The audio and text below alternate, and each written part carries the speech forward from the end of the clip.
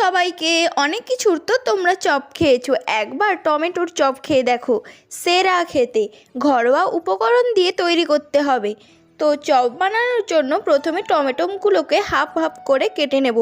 এরপর একটি পাত্রে নিয়ে নিলাম লঙ্কা গুঁড়ো আর সামান্য লবণ, একটু বেকিং পাউডার আর একটু একটু করে জল দিয়ে দিলাম।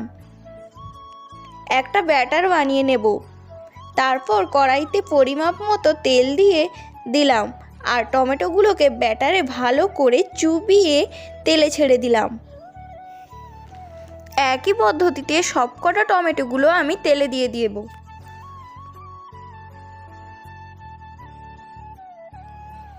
এক পাশ লাল হয়ে গেলে আরেক পাশও উল্টে পিল্টে লাল লাল করে ভেজে নেব।